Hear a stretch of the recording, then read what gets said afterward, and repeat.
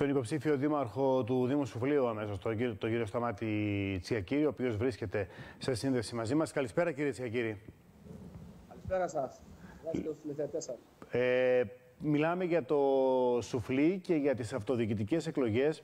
Θέλω αρχικά να ξεκινήσουμε, επειδή είναι και η πρώτη ή δεύτερη φορά που μιλάμε τηλεοπτικά μαζί, να μου πείτε πώς πάρθηκε η απόφαση η δική σας να διεκδικήσετε το Δήμο του Σουφλίου και πώς συγκροτήθηκε το ψηφοδέλτιο στη συνέχεια.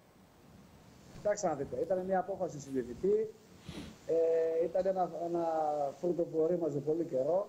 Εγώ είμαι 2 φορές εκλεγμένος δημοτικός σύμβουλος και ήταν ένα όνειρο για μένα να φτάσει σε ένα σημείο να διεκδικήσω το Δήμο και να κάνω αυτό που ονειρεύομαι για τον τόπο μου πραγματικότητα. Ποιο είναι αυτό που ονειρεύεσαι, τι θέλετε να πετύχετε στο Δήμο Σουφλίου και ποια είναι τα βασικά σημεία στα οποία πιστεύετε ότι πρέπει άμεσα η νέα Δημοτική Αρχή να παρέμβει? Κοιτάξτε να δείτε. Αυτό που έχω όνειρο εγώ είναι ο Δήμος Σουφλίου να ξανααποκτήσει την έγκλη που είχε στο παρελθόν. Να ξαναγίνει ένας κόμβος εμπορίου, ένας κόμβος πολιτισμού, να αποκτήσει επισκεψιμότητα. Αυτός που έρχεται να ξέρει πού θα πάει, πού θα μείνει, να υπάρχουν χώροι να μείνουν. Εμείς μιλάμε τώρα σήμερα για μια παρακμή που δεν έχει προηγούμενο. Αυτή τη στιγμή στο Σουφλί υπάρχει μόνο ένα ξενοδοχείο με ελάχιστες κλίνες. Αναφερόμαστε σε ένα τουριστικό παγκόσμιο χωριό χωρίς χώρους κάποιος να μείνει, χωρίς ένα κέντρο ενημέρωσης. Έχουμε πολλά πράγματα στο μυαλό μας, πολλά πράγματα έχουμε σχεδιάσει και θέλουμε την ευκαιρία να τα πραγματοποιήσουμε και θα την έχουμε. Πώς μπορεί η τοπική αυτοδιοίκηση να παρέμβει στην ιδιωτική πρωτοβουλία, κύριε Τσιακύρη? Τι θα κάνετε, θα επιδοτήσετε με κάποιο τρόπο, δεν ξέρω, τους επαγγελματίες να ανοίξουν, ας πούμε, ξενοδοχεία ή μικρές τουριστικές μονάδες? Πώς μπορεί να... Να σας πω κάτι, υπάρχουν πολλά προγράμματα ευρωπαϊκά για δήμους οι οποίοι έχουν πολύ σοβαρό δημογραφικό πρόβλημα. Ένας από αυτούς είναι το Σουφλί. Εμείς σε κάθε υπογραφή χάνουμε 20% του ανθρώπινου δυναμικού μας. Κάτι πολύ σημαντικό, αιμορραγούμε κάθε μέρα. Όσον αφορά αυτό που λέει το πρώτο κομμάτι. Το δεύτερο κομμάτι των επαγγελματιών, να σας πω ότι αυτή τη στιγμή η απερχόμενη Δημοτική Αρχή, ένα πολύ μεγάλο ποσοστό των εξόδων που κάνει είναι εκτός Δήμου Σουφλίου. Ναι, και πώς μπορεί να αλλάξει αυτό? Αυτό δεν είναι με διαγωνισμό? Όχι. Ο Δήμος Σουφλίου είναι πρωταθλητής της απευθείας αναθέσεις. Ενώ ο απερχόμενος δήμαρχος έλεγε ότι τέρμα οι αναθέσεις το 19 όταν είχε εκλεγεί, ζούμε ένα καταιγισμό απευθείας αναθέσεων. Θα σας πω ότι μέχρι τον Ιούνιο του 2023 από τα 16 και κάτι εκατομμύρια ευρώ ο Δήμος Σουφλίου που έχει πληρώσει, τα 7 ήταν μόνο με ανοιχτούς διαγωνισμούς. Όλα τα υπόλοιπα, άμα κάνετε την αφαίρεση, θα δείτε. Εσείς τι θα κάνετε? Τι δεσμεύεστε να κάνετε? Εγώ θα κάνω αυτό που πρέπει. Καταρχήν, δεν θα υπάρχουν κύκλοι ανθρώπων που θα βοηθηθούν επειδή με ψηφίσαν ή επειδή είναι δίπλα μου. Εγώ είμαι άνθρωπος της αγοράς. Είμαι εδώ και 32 χρόνια επιχειρηματίας στο Σουφλί, στο Δήμο Σουφλίου, δραστηριοποιούμε. Με ξέρουν όλοι, ξέρουν γιατί άνθρωποι μιλάνε, ξέρουν τι άνθρωπος είμαι. Όλοι θα έχουν τις ίδιες ευκαιρίες. Δεν θα υπάρχουν οι από εδώ και οι από εκεί. Το μεγάλο μου όνειρο είναι τη Δευτέρα να είμαστε όλοι μαζί. Και ξέρετε κάτι, το μεγάλο στοίχημα για μας, για την παράταξή μας, γιατί είμαστε η παράταξη που θα κερδίσει τις εκλογές, δεν είναι μέχρι την Κυριακή των εκλογών, αλλά είναι από τη Δευτέρα και μετά. Το πώς θα ξαναενώσουμε και πώς θα επουλώσουμε τις πληγές μας. Αυτή τη στιγμή στο Δήμο Σουφλίου υπάρχει μια κλειστή ομάδα ανθρώπων, ό,τι ακριβώς κατήγγειλε ο απερχόμενος δήμαρχος το 2019, η οποία έχει όλες τις συναλλαγές μόνο με αυτούς.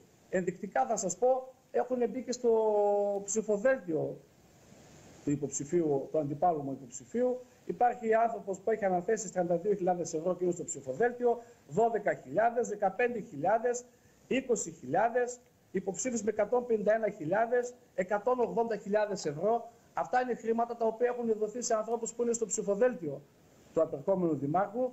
Εμείς υποσχόμαστε ότι θα έχουν όλοι τις ίδιες ευκαιρίες. Όλοι οι επαγγελματίες, όλοι οι άνθρωποι, όλοι οι δημότες. Θα κάνουμε το παν για το Δήμο να ξαναγίνει όπως πρέπει να είναι. Λέτε ότι αυτό δεν είναι ηθικά αποδεκτό, δεν είναι παράνομο πάντως? Ο Δήμαρχος φώναζε ότι τέρμα οι αναθέσεις, ό,τι είναι νόμιμο δεν είναι και ηθικό και όλα αυτά. Ό,τι κάνει στην τετραετία αυτή που πέρασε είναι ότι κατήγγειλε προεκλογικά το 19.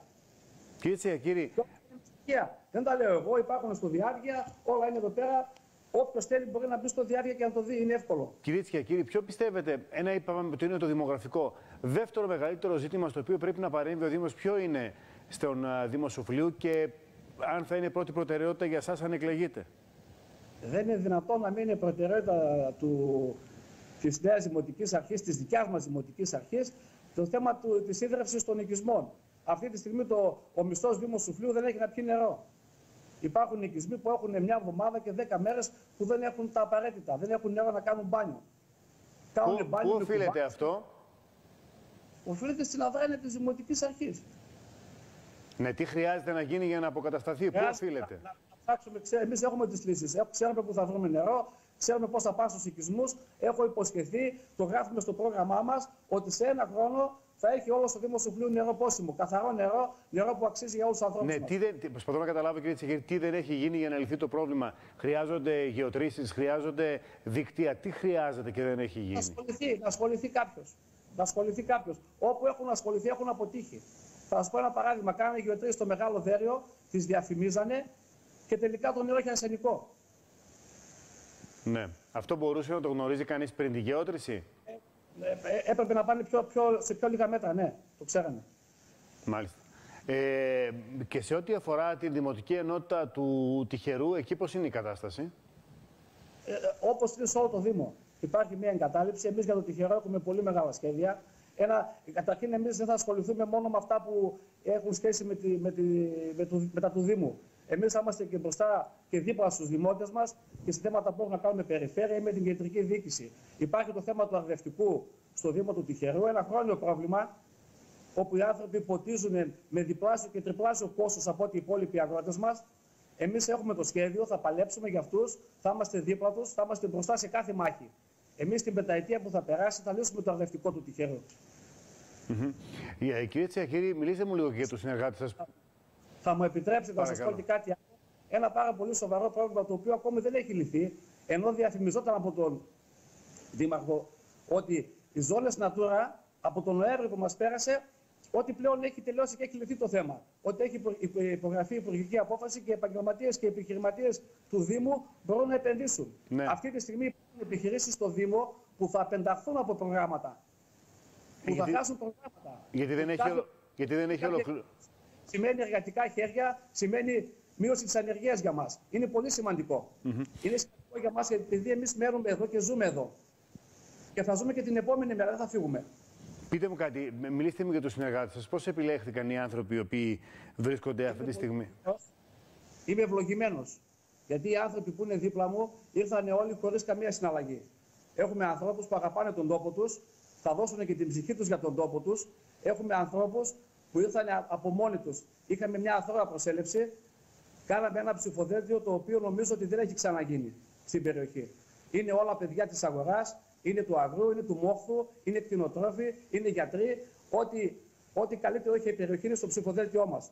Και αυτό θα είναι ο καθρέφτης της Κυριακής των εκλογών της 8 του Οκτώβρη που θα είμαστε νικητές.